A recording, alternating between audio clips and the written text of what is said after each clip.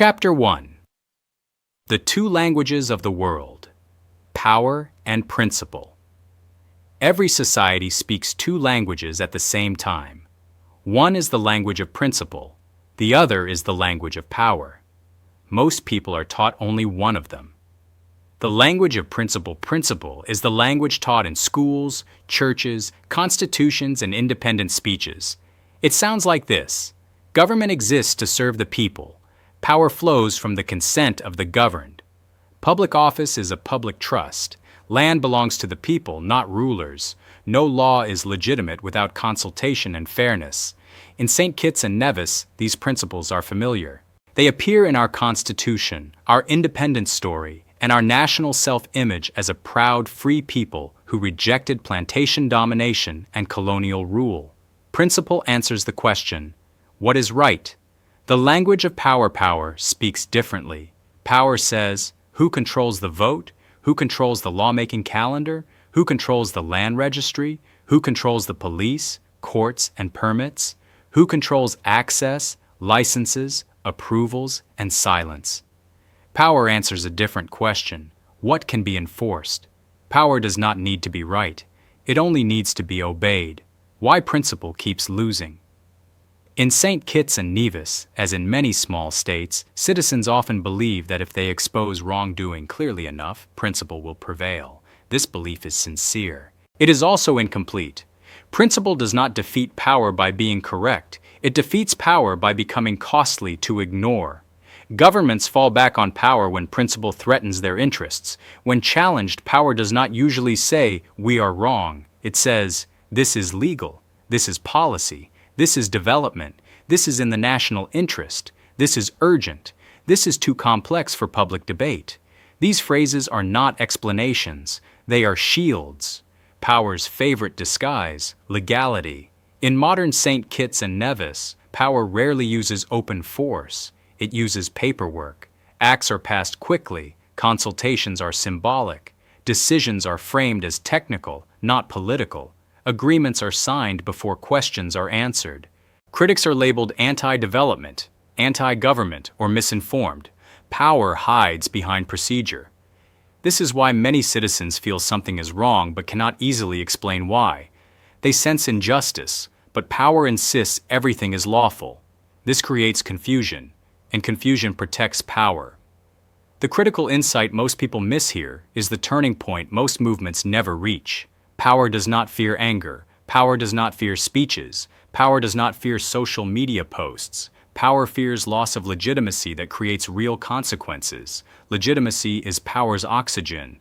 When legitimacy drops, power becomes fragile. Banks hesitate. Investors pause. Allies distance themselves. Courts scrutinize more closely. International partners ask questions. Elections become dangerous. Principle wins only when it attacks legitimacy in a disciplined, credible way.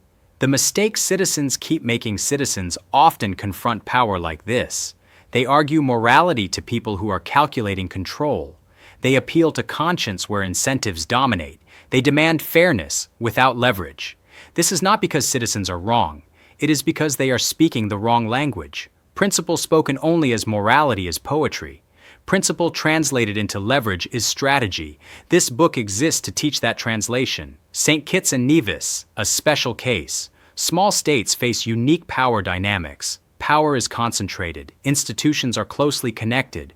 Personal relationships blur accountability. Silence is rewarded. Dissent is remembered. At the same time, small states have unique advantages. Everyone knows everyone. Decisions leave visible trails. Reputations matter deeply. International perception matters more than size suggests.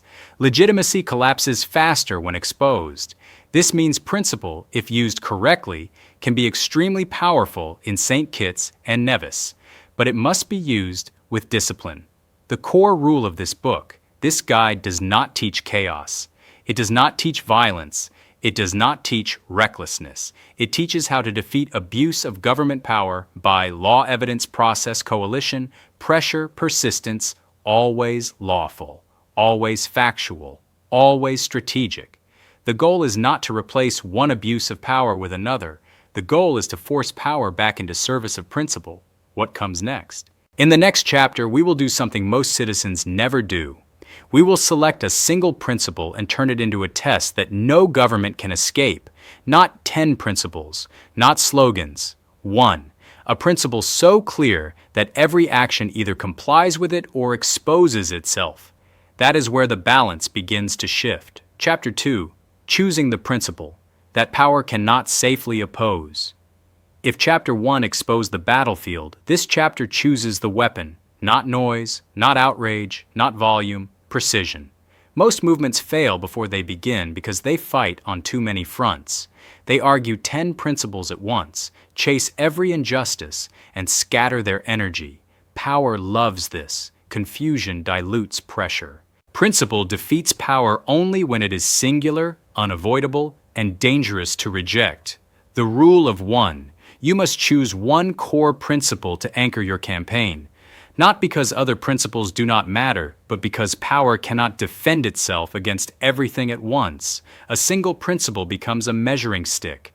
Every decision is tested against it. Every action either passes or fails. When chosen correctly, power has only bad options. Comply, delay and look guilty, deflect and lose credibility, suppress and expose itself. What makes a principle winning? A winning principle has 5 characteristics. If it lacks even one, power will escape. 1. It is universally accepted in theory. Power must already claim to believe in it. Examples: transparency, consent, accountability, equality before the law, due process, public trust. If you choose a principle power openly rejects, you lose legitimacy. You want a principle government has sworn to uphold. 2. It is already embedded in law or constitution. A winning principle is not abstract.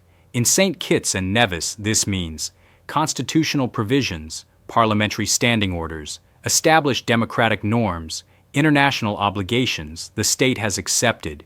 This allows you to say, we are not asking for something new. We are asking you to obey what already exists. Power hates this framing. 3. It can be tested with evidence. A principle must produce yes or no answers, not feelings, not intentions, facts. If the principle cannot generate documents, timelines, decisions, signatures, and procedures, it cannot corner power. 4. It threatens legitimacy, not ideology. Power survives ideological fights. It struggles against legitimacy challenges. A legitimacy-threatening principle asks, who authorized this? Who was consulted? Where is the record? Who benefited? Who was excluded? These questions frighten power because they attract scrutiny from courts, investors, civil servants, and international partners. 5. It unites, not divides, citizens. The principle must be defensible by supporters, opposition voters, civil servants, professionals, faith leaders, elders, youth. If only one group can safely say it out loud, power will isolate you. The most dangerous principle for government abuse in St. Kitts and Nevis, one principle consistently satisfies all 5 conditions. The principle of informed consent and meaningful consultation in decisions affecting the people. This principle is lethal to abuse of power because government publicly claims to practice consultation. The Constitution implies governance by consent. Development decisions require legitimacy. International partners expect consultation. Courts can examine procedural fairness. Citizens instinctively understand it. Most importantly, consultation leaves a paper trail. Silence leaves a vacuum. Power cannot fabricate genuine consent retroactively without exposure. Why consultation is power's weak point. Governments can justify almost anything substantively. Development, urgency, security, economic necessity. But procedure is harder to fake. Real consultation requires timely notice, accessible information, adequate time, genuine opportunity to influence outcomes, records of objections, evidence that feedback mattered. Symbolic consultation collapses under scrutiny. This is why power often announces decisions before meetings, withholds documents, limits attendance, frames objections as misunderstanding, moves quickly after token engagement. Speed is not efficiency, it is avoidance. Turning principle into a test. A principle becomes powerful only when it becomes a test. Here is the consultation test, written plainly. For a government decision to be legitimate, the people affected must have been 1. Informed before the decision, 2. Given access to relevant information, 3. Given reasonable time to respond, 4. Given a genuine opportunity to influence the outcome, 5. Able to see how their input was considered. If any one of these fails, legitimacy fails. This is not radical, it is basic democratic governance. Why power cannot safely oppose this principle if government says consultation is unnecessary, it admits authoritarianism. If it says consultation happened, it must prove it. If it says consultation is ongoing, it must pause action. If it says consultation is symbolic, it destroys its own credibility. There is no safe answer. That is how you know you have chosen correctly. Discipline matters. Once you choose your principle, you must defend it with discipline. No drifting into personal attacks. No mixing in unrelated grievances. No exaggeration. No speculation. Every message returns to the test. Was there informed consent? Where's the record? This repetition is not weakness, it is pressure. Power breaks under consistency. What comes next? In the next chapter, we move from principle to proof. We will map violations without emotion using documents, timelines, official statements, procedural gaps.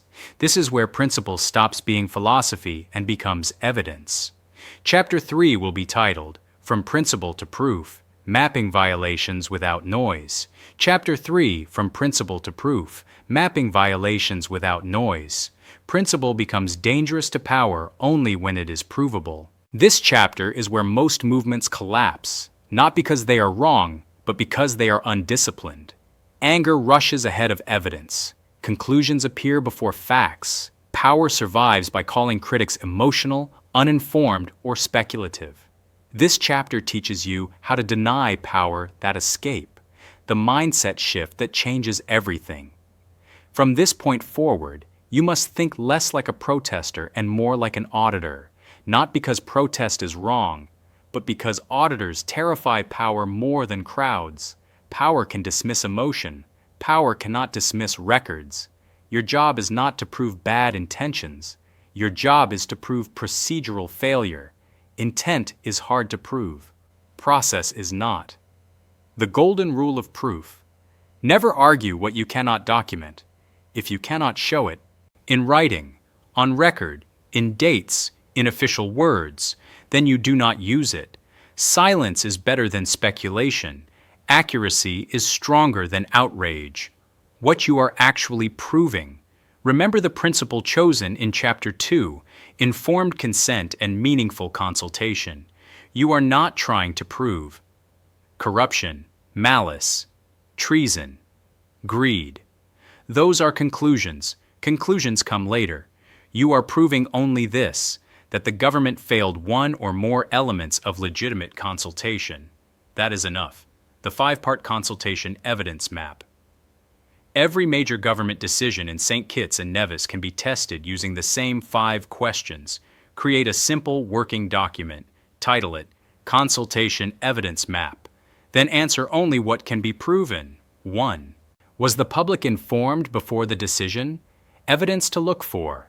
Public notices, Gazette publications, press releases, parliamentary announcements, cabinet statements, dates of first disclosure, red flags, announcement after agreements signed, consultation after legislation drafted, public learning through rumors or leaks. Write only dates and sources, no commentary. 2. Was relevant information made available? Evidence to look for. Draft bills, maps, land boundaries, terms, financial commitments, environmental assessments, contracts or MOUs, explanatory notes, red flags, key documents withheld, technical language without explanation, information released only verbally, information released after deadlines. If information was missing, list exactly what and when. 3. Was reasonable time provided? Evidence to look for? Time between notice and decision, length of consultation window, parliamentary speed, public meeting timelines, red flags, compressed timelines. weekend or holiday notices, decisions rushed after meetings, deadlines impossible for ordinary citizens. Time pressure is measurable. Use calendars. 4. Was there a genuine opportunity to influence the outcome? Evidence to look for. Records of submissions, public meetings with Q&A, changes made after feedback, acknowledgement of objections, red flags, meetings held after decisions finalized, objections acknowledged but ignored, no changes despite widespread concern. Officials saying, "This will proceed regardless." Statements matter here. Quote, exactly. 5. Was public input transparently considered? Evidence to look for. Reports summarizing feedback, government responses to concerns, published rationale for decisions, explanations of why objections were rejected, red flags, no response record, blanket dismissal, silence after engagement, framing dissent as misinformation, silence is evidence, how to write findings without accusation. Your language must be clinical. Instead of, the government ignored the people, write, no public response addressing the objections raised on date has been produced. Instead of, this was a sham consultation. Write, the consultation occurred after the decision was announced, limiting the possibility of influence. This is not weakness. This is how credibility is built. Why this method works in St. Kitts and Nevis small states leave tight trails. Dates are remembered. Statements contradict each other. Officials reuse phrases. Silence stands out. When you assemble facts calmly, power struggles to discredit you without discrediting itself. The goal is to force officials into one of 3 positions. Produce records they claimed exist. Admit procedural failure. Attack you personally and look evasive. All 3 weaken legitimacy. The temptation you must resist. Do not rush to social media with half-built maps. Do not mix unrelated grievances. Do not add rumors. Everyone knows. Do not personalize the issue. Power survives chaos. Principle thrives in order. You are building a case, not a moment. The output of this chapter. By the end of this chapter, you should have a dated consultation timeline, a list of missing or late disclosures, a record of unanswered objections, a neutral summary of procedural gaps, no conclusions yet, no demands yet, just a clean record. This record becomes the foundation for everything that follows: media courts, oversight bodies, international scrutiny, electoral accountability. What comes next?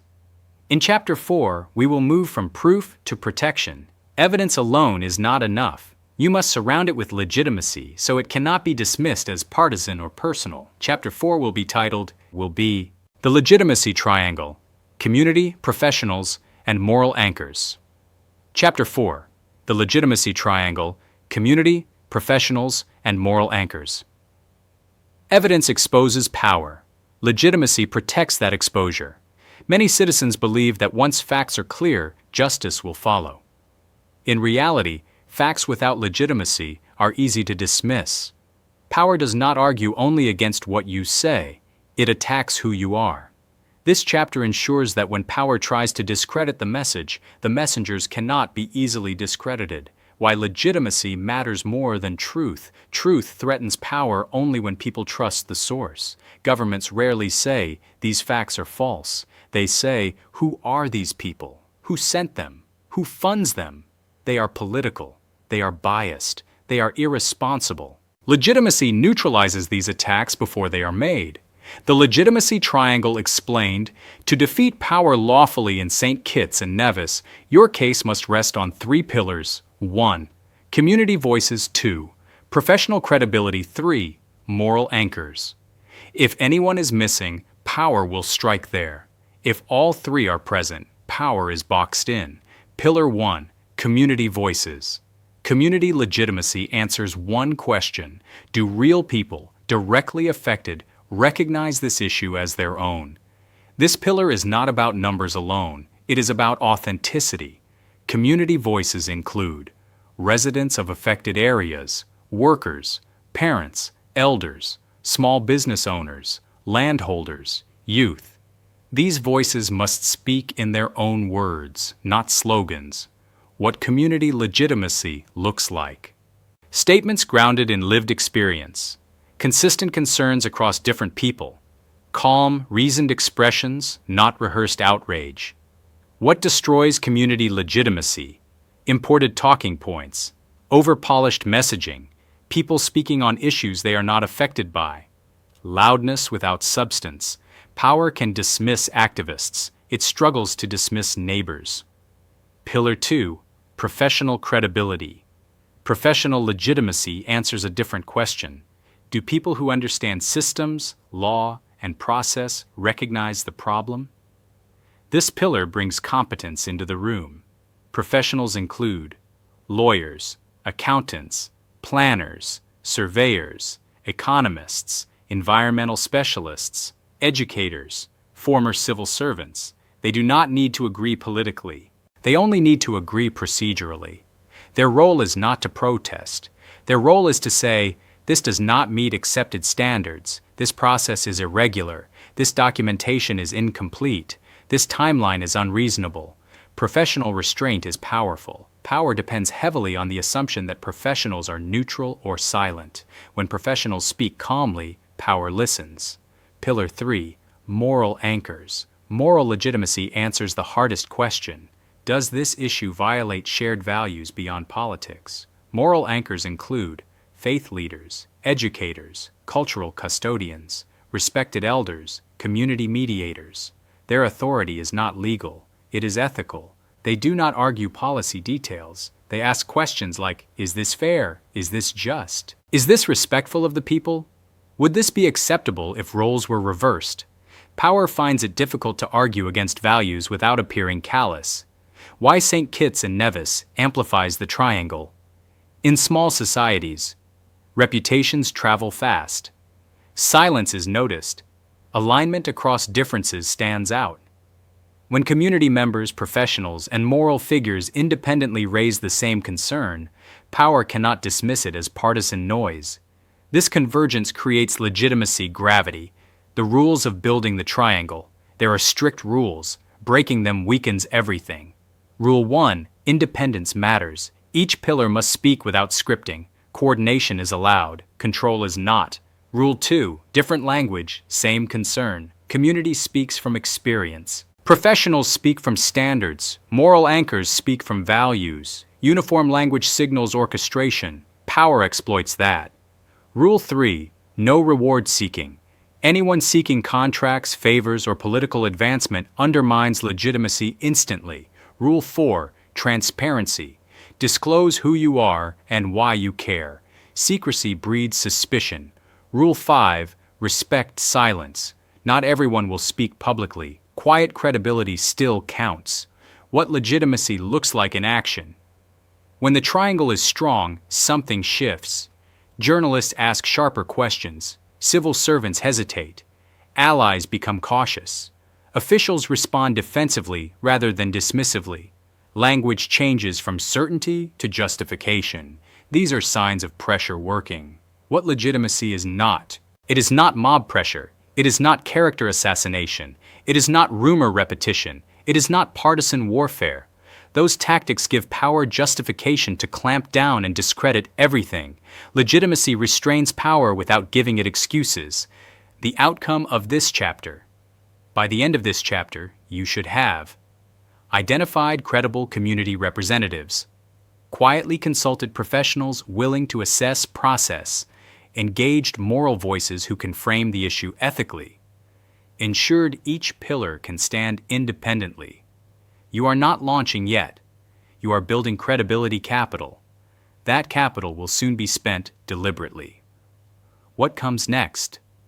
In Chapter 5, we will shape the narrative, not propaganda, not slogans, but a story so accurate and restrained that power cannot attack it without exposing itself. Chapter 5 will be titled, Narrative Without Propaganda, How Truth Survives Attack. Chapter 5, Narrative Without Propaganda, How Truth Survives Attack.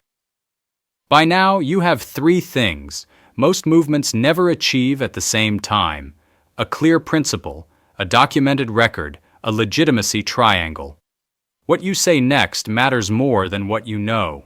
This chapter teaches you how to speak so that truth cannot be easily distorted and power cannot safely attack the message without harming itself.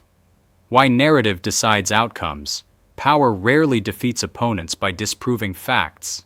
It defeats them by reframing the story. It shifts the conversation from process and legitimacy to motives and personalities, from what was done to who is complaining, from whether the process was fair to whether critics are political, angry, or anti-progress. If you allow this shift, you lose control of the battlefield. Your narrative must prevent that shift from happening.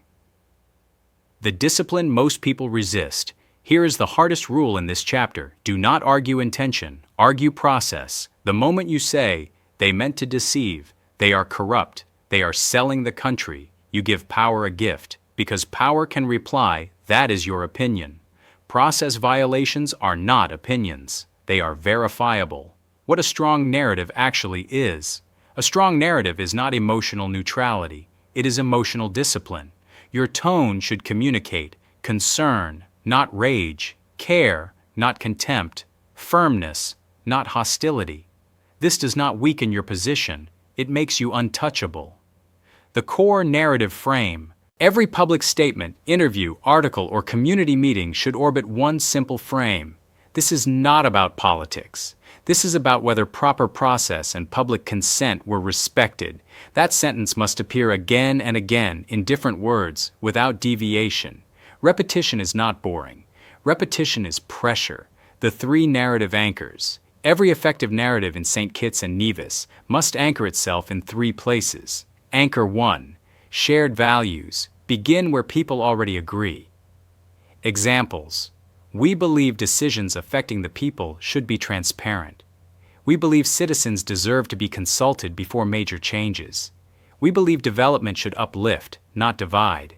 Never start with accusation. Start with agreement. This denies power the ability to portray you as hostile. Anchor 2. Verified facts. Facts must be dated, sourced, limited, do not overwhelm. Choose the clearest examples. Instead of 10 weak points, present 3 undeniable ones. Example structure. On this date, the decision was announced. On this later date, consultation was held. No public record shows changes made after objections were raised. No adjectives needed. Facts spoken calmly feel heavier than accusations shouted. Anchor. 3. Reasonable questions. Questions are more powerful than demands at this stage. Examples. Can the government publish the records of consultation conducted before this decision? Can officials clarify how public objections influence the final outcome? Can the timelines be explained to citizens clearly? Questions force responses. Silence becomes visible. What to avoid at all costs? There are 4 narrative traps power sets deliberately. Trap 1. Personalization. Do not center individuals. Systems outlast people. Trap 2. Overreach. Do not claim more than you can prove. One exposed exaggeration poisons everything. Trap 3. Mixed messaging. Do not allow 10 voices saying 10 things. One issue, one frame. Trap 4. Insults. Insults energize supporters and alienate neutrals. Neutrals decide outcomes. How power will respond. Expect a predictable sequence. First, dismissal. This is misinformation. This is being misrepresented. Second, reframing. This is about development. This is urgent. This is being politicized. Third, attack. Who are these people? Why now? Who is behind this? Your response never changes. We are asking for the records of consultation and clarity on process. Do not chase side arguments. Drag everything back to process. Why this works in St. Kitts and Nevis. In small societies, tone is magnified. A calm, factual voice stands out immediately. An angry voice is expected and discounted. When power attacks a restrained narrative, the contrast damages its own credibility. People begin to ask, why not just show the documents? That question is deadly. Narrative discipline inside the group. Internal discipline is as important as public discipline. Establish rules. No speculative posts, no anonymous leaks, no exaggeration, no personal attacks, no off-message commentary. One careless statement can undo months of work. This is not censorship. This is strategy. What success looks like at this stage. You will know the narrative is working when officials stop speaking freely, language becomes legalistic, statements are delayed, meetings are postponed, documents begin to appear. These are signs of stress. Power feels watched. The outcome of this chapter. By the end of this chapter, you should have a 1-paragraph core statement, 3 verified facts ready to cite, 5 disciplined questions that force accountability, agreed internal messaging rules. You are now ready to apply pressure without losing legitimacy. What comes next? Chapter 6 is where principle becomes cost. We will identify pressure points that translate legitimacy into consequences power cannot ignore without breaking the law or public trust. Chapter 6 will be titled, Turning Principle into Cost, the Leverage Toolkit. Chapter 6, Turning Principle into Cost, the Leverage Toolkit. Up to this point, you have built credibility. This chapter teaches you how to convert credibility into consequences. Power does not move because it is persuaded. Power moves because inaction becomes more expensive than compliance. This chapter shows you how to raise that cost lawfully, strategically, and without losing legitimacy. The central truth of leverage pressure is not noise. Pressure is cost. If ignoring principle costs nothing, it will be ignored forever. Your task is not to threaten. Your task is to rearrange incentives, what leverage is and what it is not. Leverage is not anger, insults, volume, crowds alone. Social media, outrage, those create heat, not movement. Leverage is delay, risk, scrutiny, exposure, uncertainty. Power hates uncertainty more than opposition. The 5 leverage domains in St. Kitts and Nevis. In a small state, leverage does not come from brute force. It comes from interdependence. Governments rely on 5 systems to function smoothly. Each can be lawfully activated by principle. 1. Legal and procedural leverage. This is the most disciplined form of pressure. Examples: judicial review of procedure, constitutional motions, injunctions based on lack of consultation, parliamentary standing order challenges, administrative law complaints. Key insight: you do not need to win the case to create leverage. You only need to make the process slower, riskier, and more scrutinized. Every legal filing forces, affidavits disclosure, timelines. Legal advice, public records law turns silence into obligation. Second, institutional oversight leverage power depends on quiet institutions. These include integrity commissions, audit departments, procurement boards, ombudsman offices, regulatory authorities. Many citizens ignore these channels because they seem slow. That is a mistake. Oversight bodies create paper trails that cannot be erased. A single formal complaint, properly documented, can trigger internal reviews, freeze approvals, delay implementation, create liability concerns. The key is precision, not volume. 3. Economic and reputational leverage. Small states are reputation sensitive. This is a fact, not an insult. Key pressure points: investor confidence, correspondent banking, credit ratings, tourism brand, development partners. You do not attack the country. You ask reasonable questions publicly that external actors cannot ignore. Examples: has proper consultation occurred? Are there unresolved legal challenges? Are there procedural risks? These questions introduce hesitation. Hesitation costs money. Money creates attention. 4. Electoral and political leverage. This is long-term but powerful. Leverage includes constituency education, voter awareness campaigns, candidate position demands, public forums with recorded commitments. The goal is not immediate defeat. The goal is issue permanence. When an issue becomes unavoidable at election time, power recalculates. Silence becomes risky. 5. International and diaspora leverage. St. Kitts and Nevis exists in an international ecosystem. Leverage channels include regional bodies, human rights reporting mechanisms, diaspora advocacy, academic and policy scrutiny. International pressure is not about embarrassment, it is about standards alignment. Governments that ignore local concerns often respond quickly to external questions. How to apply leverage without losing legitimacy. Leverage must be applied in sequence, not all at once. Power must be allowed to choose compliance before escalation. This protects your credibility and exposes arrogance. The escalation ladder. This ladder is critical. Do not skip steps. Step 1. Private notice with evidence. A formal, respectful communication outlining the principle, the documented gaps, the request for clarification or pause. This creates a record of good faith. Step 2. Public questions, not accusations. Release your narrative calmly. Ask for records. Ask for timelines. Ask for explanations. Let silence speak. Step 3. Institutional activation. File formal complaints. Trigger audits. Request oversight review. This converts public concern into administrative cost. Step 4. Legal risk introduction. Seek legal opinions. File motions where appropriate. Request injunctions if justified. Power now faces uncertainty. Step 5. Broadening scrutiny. Engage media. Engage professional bodies. Engage international attention. This step is not emotional. It is factual. Step 6. Political consequence. Sustain the issue. Track promises. Record refusals. Educate voters. This step changes future behavior even if the present issue survives. Why restraint multiplies power. Power expects escalation fueled by anger. When escalation is calm, justified, and documented, it disorients officials. They cannot easily say, these people are reckless. They are forced to say, we are reviewing, we are considering, we are assessing. Those words mean pressure is working. The biggest mistake at this stage: do not escalate just because you are frustrated. Escalate because a deadline passed, a record was not produced, a response was evasive.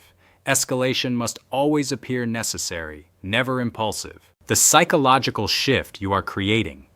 At this stage, something important happens.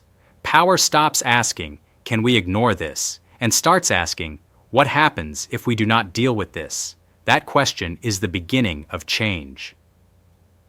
The outcome of this chapter.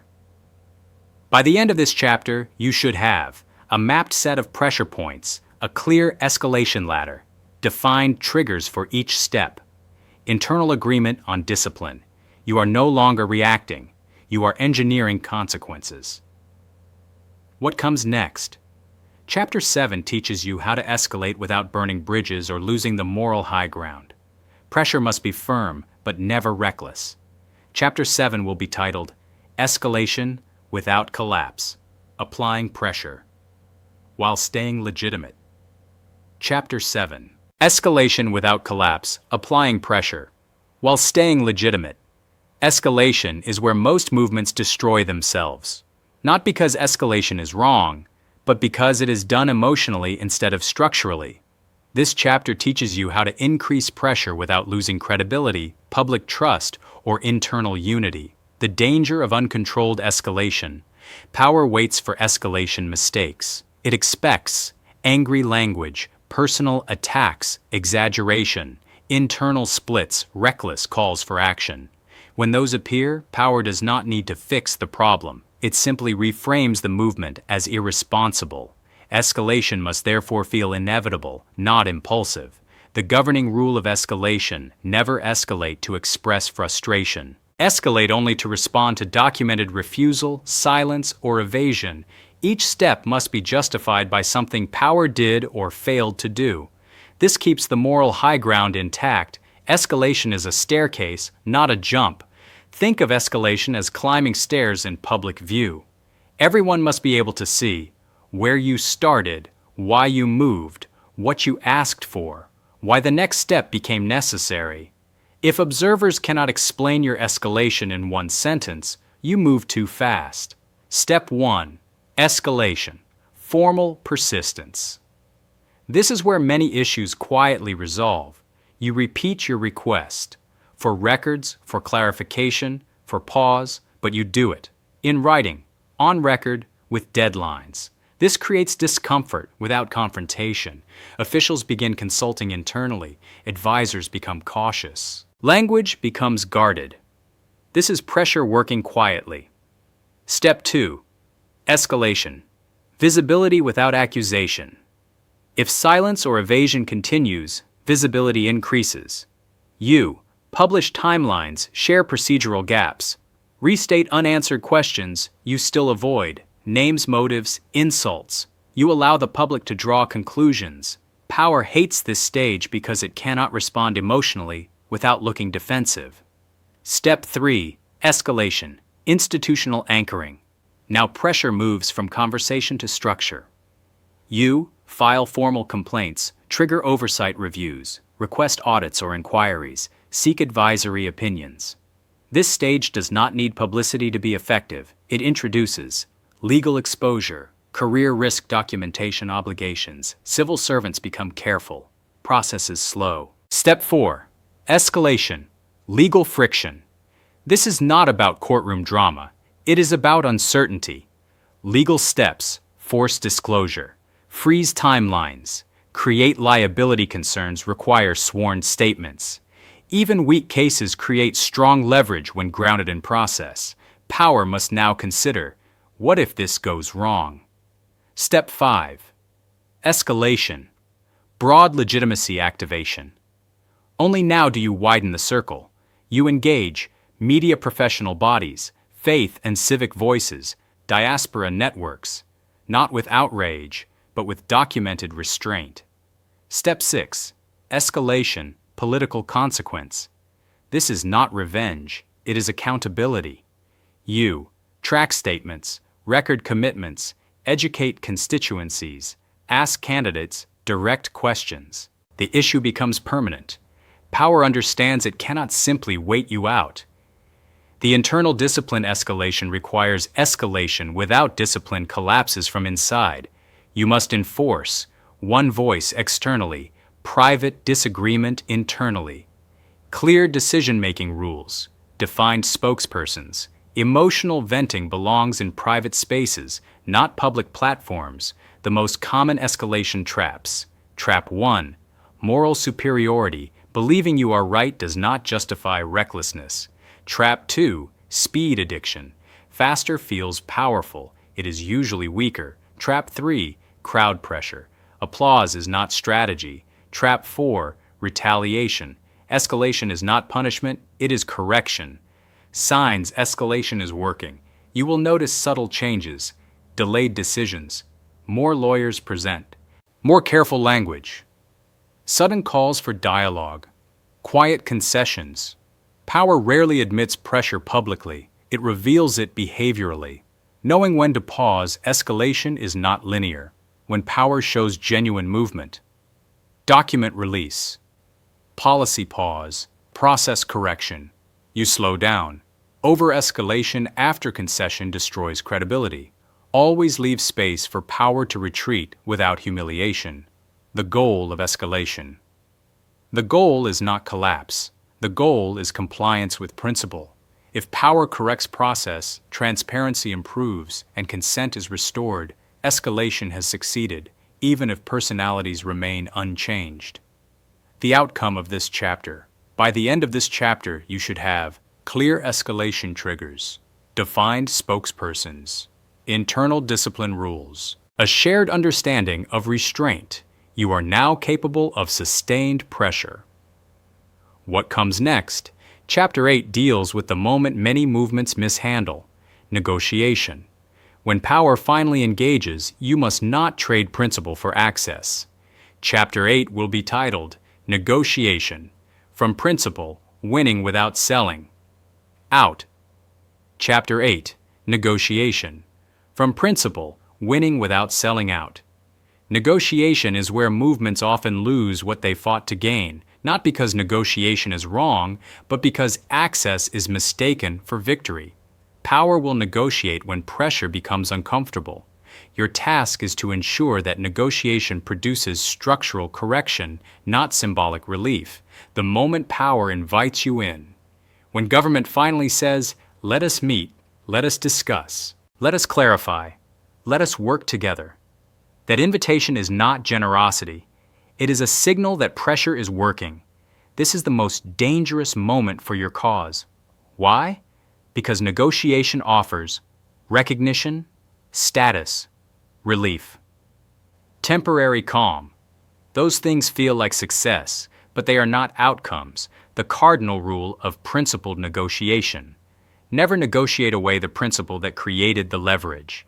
Access is not the goal. Photos are not the goal. Committees are not the goal. The goal is measurable compliance with the principle. Everything else is noise. What principled negotiation looks like. Principled negotiation is not hostile. It is firm, bounded, and documented. You are not there to argue motives. You are there to correct process. Your posture is, we are willing to engage. We are not willing to dilute the principle. We are here to resolve procedural failure. This tone disarms manipulation. Set the frame before the meeting begins. Before any meeting, state the purpose in writing. State the principle being discussed. State the outcome you seek. Example framing. The purpose of this meeting is to address the documented gaps in consultation and to agree on steps that restore informed public consent. If the frame is not accepted, the meeting is premature. The 3 non-negotiables. Every principled negotiation must protect 3 things. 1. The principle itself. You do not compromise on consultation, transparency, consent, accountability. You can discuss how it is implemented, not whether it applies. 2. The public record, no off-the-record deals. 3. Independence. You do not become advisors, insiders, or defenders of power. Your role is not governance. Your role is oversight by principle. What power will try to trade? Expect familiar tactics. Power may offer future consultation instead of present correction, access instead of accountability, advisory roles instead of reform, minor concessions instead of structural change. These are not victories. They are delay mechanisms. How to respond without hostility. When offered something insufficient, respond calmly. This does not address the procedural gaps identified. We remain focused on restoring informed consent. We are open to engagement once these steps are taken. Do not argue. Do not explain excessively. Repeat the principle first negotiation checklist. Before agreeing to anything, ask, does this pause implementation where consent is missing, release withheld information, create real opportunity for public input, acknowledge procedural failure, commit to transparent timelines? If the answer is no, it is not a win. The power of partial victories. Not every negotiation produces total success. That is acceptable. Partial victories include document release, policy pause, revised timelines, independent review, formal acknowledgement of gaps. These are structural gains. Celebrate them quietly, document them carefully, protect them fiercely. When to walk away. Walking away is not failure.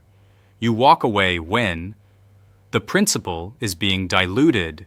The process is being theatrical. The outcome is predetermined. Walking away preserves leverage. Returning later with stronger pressure is always possible. Selling out the principle is not reversible. The psychological advantage you must maintain. Power expects gratitude. It expects relief. It expects deference. Do not provide it. Your calm persistence unsettles officials more than confrontation. They begin to understand.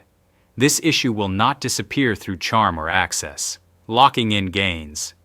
Every concession must be written, dated, publicly acknowledged, monitored. Loose wins evaporate.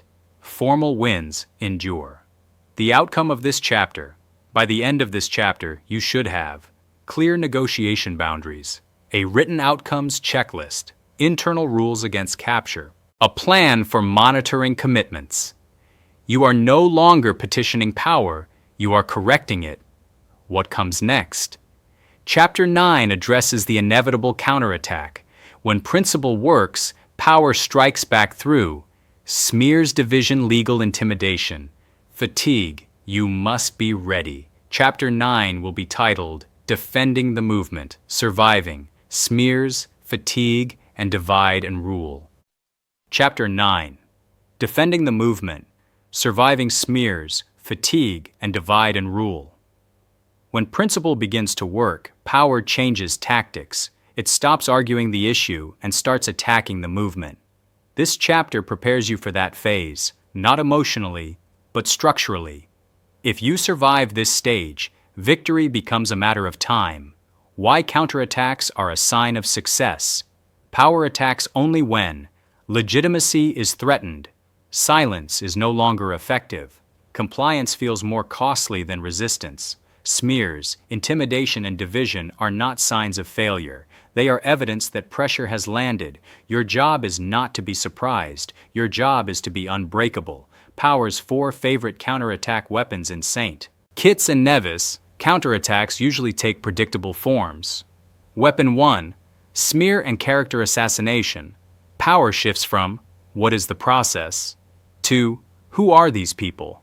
Tactics include labeling you political, questioning motives, attacking personal history, spreading rumors, using proxies instead of officials.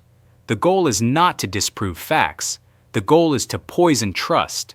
Weapon 2. Divide and conquer. Power looks for egos, ambition, old grudges, personality differences. Then it engages some privately, flatters others, threatens quietly, creates suspicion. Division is cheaper than reform. Weapon 3. Legal and administrative intimidation. This includes threats of lawsuits, police attention, regulatory pressure, employment consequences, delays framed as investigations. The goal is fear, not justice. Weapon 4. Fatigue and waiting you out. Power assumes citizens get tired, volunteers burn out, attention fades, life pressures intervene, delay becomes a weapon. The core defensive principle, never respond to attack at the same level it is delivered. Respond lower, calmer, and narrower. Power wants escalation on its terms. You deny it. Defense against smears. Rule 1. Never defend your character. Defending character keeps the smear alive. Instead, redirect. We are asking for records of consultation and process clarification. Rule 2. Use facts as shields. Facts drain emotion. Rule 3. Let legitimacy speak. Community, professional, and moral voices matter here. When others defend the principle, you gain credibility without self-praise. Rule 4. Document attacks, not to retaliate, to establish pattern. Patterns matter later. Defense against division. You must assume division attempts will happen. Build defenses early. Internal rules that prevent capture. No individual negotiates alone. No private deals. No personal rewards. No spokesperson without mandate. Everything important happens in writing and collectively. Separate roles from identity. Disagreeing internally is normal. Undermining publicly is not. Have clear processes for decision-making, conflict resolution, leadership rotation. This reduces ego pressure. Defense against legal intimidation. Do not panic. Most intimidation is designed to scare, not succeed. Steps to take. Seek legal advice early. Respond through counsel when appropriate. Keep communications factual. Never speculate publicly. Preserve all records. Calm compliance neutralizes intimidation. Defense against fatigue. Fatigue destroys movements faster than repression. You must plan for endurance, normalize rest. Burnout helps power. Rotate responsibilities. Schedule pauses. Protect mental health. Measure progress correctly. Do not measure success only by immediate outcomes. Track. Document releases. Language changes. Delays caused, questions asked. Public awareness. Small wins sustain morale. Build redundancy. No one should be irreplaceable. Power targets single points of failure. The discipline of silence. Silence is a weapon when used intentionally. Not every attack deserves a response. Not every rumor needs denial. Respond only when silence would imply admission. Facts are at risk. Process is being misrepresented. Otherwise, stay focused. When power overreaches, eventually power makes a mistake. It overreacts, attacks the wrong person, uses authority clumsily, contradicts itself, exposes insecurity, do not celebrate, document it, respond calmly, let others notice. Overreach accelerates loss of legitimacy, the paradox you must accept. As you become more effective, friends may distance themselves, support may go quiet, pressure may increase. This does not mean you are wrong, it means you are effective. Principle work is often lonely before it is respected. The outcome of this chapter. By the end of this chapter, you should have internal rules against Division A, response protocol for smears, legal readiness, fatigue management practices, confidence in silence. You are now resilient. Power can no longer easily intimidate you, discredit you, divide you, wait you out. What comes next? Chapter 10 is where everything comes together. It explains why disciplined, lawful, nonviolent action consistently outperforms rage and chaos, especially against government power. Chapter 10. The Nonviolent Advantage, Why Discipline Defeats Authority. By now, one truth should be clear. Power is strongest when it can justify itself. Power is weakest when it is forced to explain itself. This chapter explains why disciplined, lawful, nonviolent action is not moral weakness, but strategic superiority, especially in St. Kitts and Nevis. Nonviolence is not passivity. Nonviolence is often misunderstood as restraint without force. That is wrong. Nonviolence is force redirected away from destruction and toward legitimacy collapse. It is the art of applying pressure while denying power the excuse it needs to retaliate openly. Violence gives power clarity. Nonviolence gives power confusion.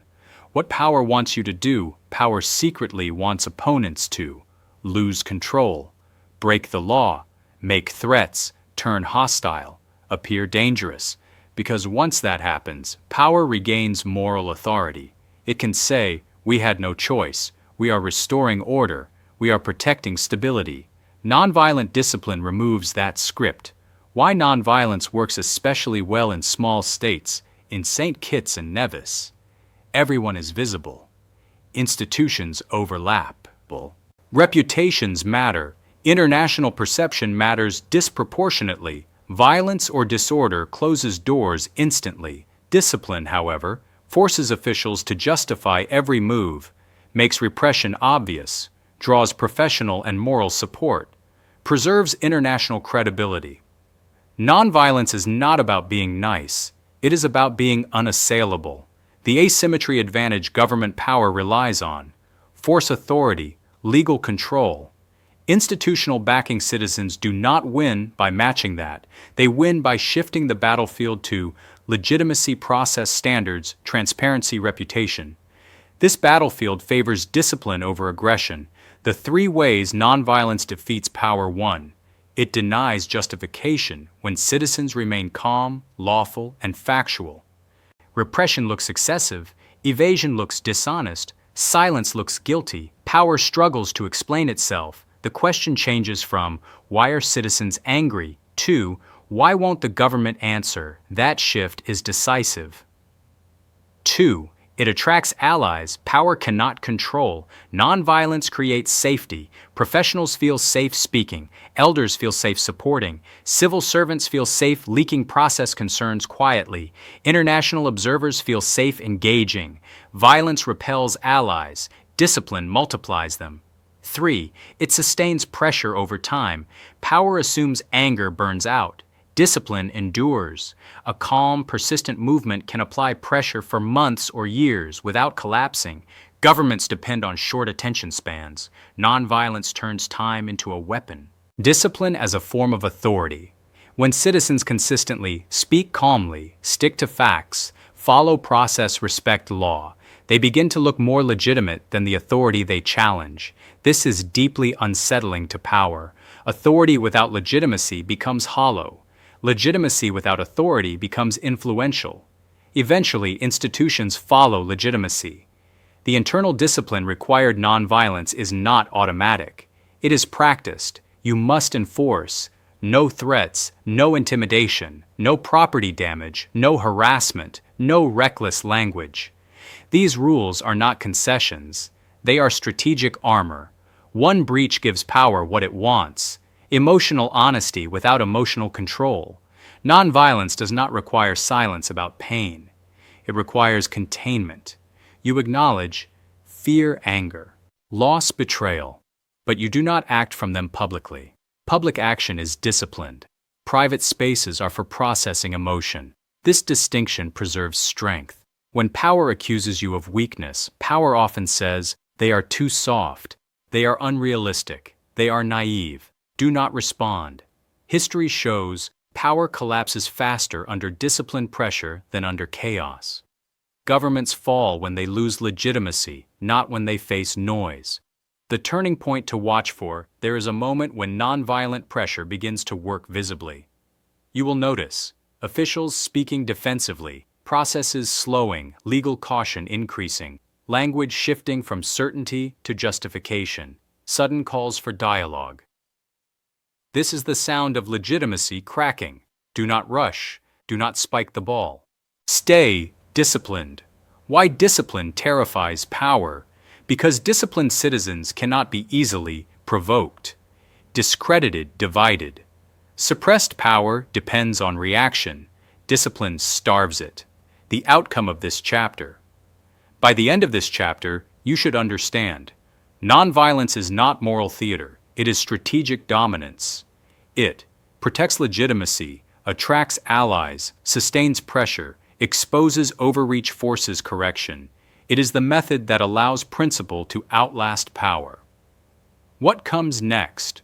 Chapter 11 moves us from victory to permanence. Winning a battle is meaningless if abuse simply returns under a new name. Chapter 11, from victory to reform. Locking principle into institutions. Winning a confrontation with power is not the finish line. It is the most dangerous moment. History shows a hard truth. If reforms are not institutionalized, power returns wearing a new name. This chapter teaches you how to convert victories into permanent safeguards, especially within the governance realities of St. Kitts and Nevis. Why victories disappear, power learns. When forced to retreat, it studies. Which pressure worked? Which loopholes were exposed? Which personalities led resistance? If nothing changes structurally, power adapts and resumes behavior later. Quieter, faster, better disguised. This is why many citizens feel, we fought this before. Nothing really changed. The problem was not the fight. It was the failure to lock the door after the intruder left. The reform mindset shift. Reform is not punishment. Reform is future-proofing. Reform is, your goal is not to defeat a government. Your goal is to remove the conditions that allowed abuse. That requires institutional change. The four places principle must be locked in.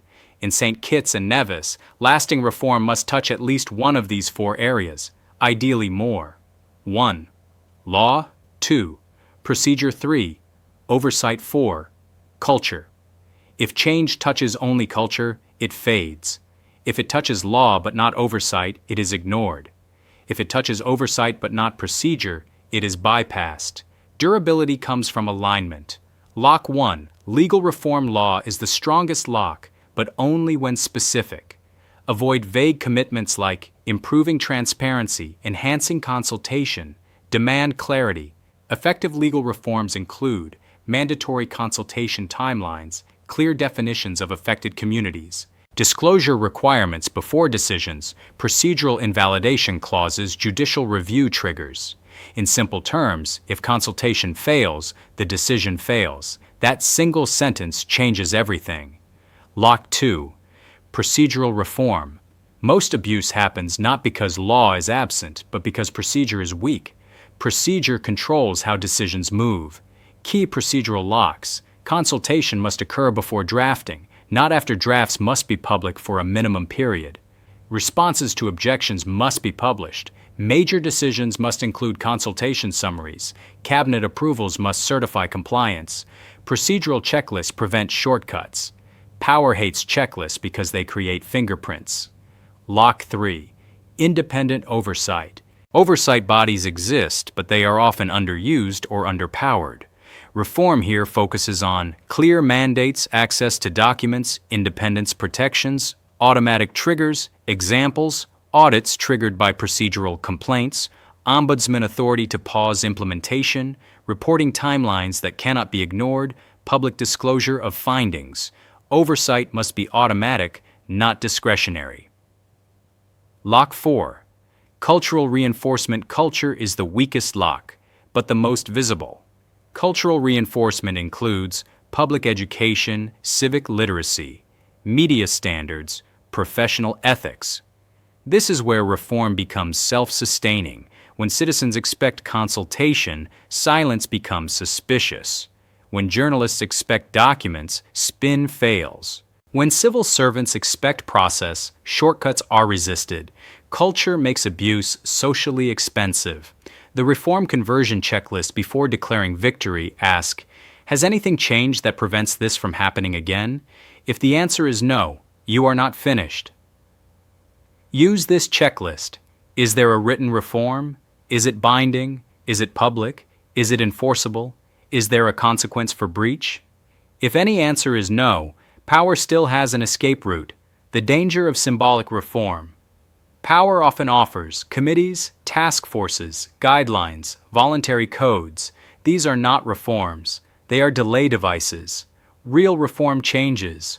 Rules, timelines, authority, consequences. Anything else is cosmetic. When to accept partial reform? Not all reforms happen at once. Partial reform is acceptable if it closes at least one abuse pathway, it is enforceable, it creates a precedent. Partial locks can be strengthened later. Cosmetic reforms cannot. Monitoring after reform. Reform without monitoring decays. You must track compliance, request reports, document failures, reapply pressure when needed. This is not antagonism. This is maintenance. Institutions behave better when they know someone is watching. The quiet victory. The most successful reform moments are rarely dramatic. They look like policies rewritten, procedures slowed, officials more cautious, documents appearing earlier, decisions explained better. When governance becomes boring again, principle has won. Preparing for leadership change. Governments change. Systems remain. Reform must survive. New ministers. New administrations. New rhetoric. That is the test of success. If new power must obey the same constraints, your work endures. The outcome of this chapter.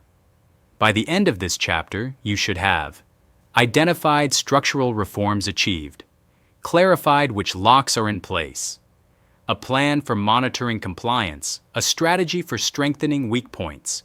You have moved beyond resistance. You are now shaping the rules of governance. What comes next? Chapter 12 is the final step. It reframes the citizen not as a protester or opponent, but as a permanent guardian of democracy. Chapter 12.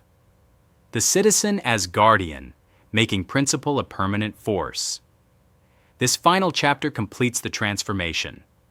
Up to now, you have learned how to expose abuse, apply pressure, force correction, lock reforms into institutions. But none of that lasts unless one final shift occurs. The citizen must stop seeing themselves as a reactor to power and become a guardian of principle. This chapter explains how that happens and how it endures in St. Kitts and Nevis. The old model, citizens as petitioners. Most people are taught subtly to behave like petitioners. They wait for elections, complain after decisions, hope leaders act honorably, react only when harm is obvious. This model assumes power self-corrects. History shows it does not. Power corrects only when watched. The new model, citizens as guardians. A guardian does not wait for crisis. A guardian monitors, questions, documents, maintains standards, intervenes early. Guardianship is not hostility, it is responsibility. Just as financial audits protect companies from collapse, civic guardianship protects democracy from decay. Guardianship is not activism. This is important. Activism is episodic. Guardianship is continuous. Activism responds to events. Guardianship watches systems. You do not need constant protest to be a guardian. You need consistent attention. The 3 permanent roles of the civic guardian. To make principle permanent, citizens must occupy 3 ongoing roles. First, the watcher. The watcher tracks bills, policies, land decisions, major agreements, procedural timelines, not emotionally, methodically. Watchers ask, was notice given? Was consultation meaningful? Was documentation published? Most abuse begins when no one is watching. 2. The recorder. Memory is power. The recorder keeps timelines, archives, statements, saves documents, tracks contradictions. Governments rotate people. Records expose patterns. A society without records is easy to manipulate. Third, the transmitter guardianship must be shared. The transmitter educates neighbors, explains rights, shares process knowledge, builds civic literacy. When knowledge spreads, abuse becomes risky. Power thrives on ignorance. Principle thrives on understanding. Why small states need guardians more than large ones. In St. Kitts and Nevis, institutions or close relationships overlap. Silence travels faster than truth. This makes guardianship essential. It is not anti-government, it is pro-democracy. Strong oversight protects honest officials as much as it restrains dishonest ones. Guardianship without burnout. This book does not ask you to sacrifice your life. Guardianship is sustainable when roles rotate, responsibilities are shared, expectations are realistic, rest is normalized, no one guards alone. Collective vigilance outlasts individual heroism. Teaching the next generation, principle survives only if taught.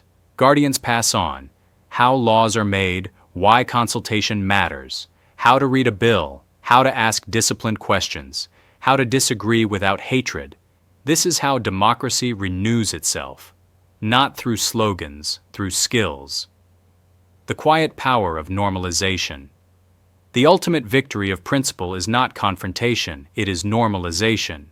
When consultation is expected, documents are demanded, silence is questioned, process matters, power adapts, abuse becomes awkward, shortcuts become risky, authority becomes careful. That is success. When guardianship works, power changes shape. Power does not disappear. It becomes more transparent, more procedural, more cautious, more accountable. That is the goal. Not domination of government, but alignment of power with principle. The final test. Ask yourself this question. If leadership changed tomorrow, would the system still restrain abuse? If the answer is yes, principle has won. If the answer is no, guardianship must continue. The book in one sentence. Principle defeats power not by shouting louder, but by making abuse impossible to hide, justify, or repeat. Closing note to the citizen. You were never powerless. You were only taught the wrong tools. This guide has given you discipline, strategy, language structure. What you do with it determines whether democracy in St. Kitts and Nevis remains ceremonial or becomes real. Power watches citizens who watch back. That is how freedom is kept. End of book.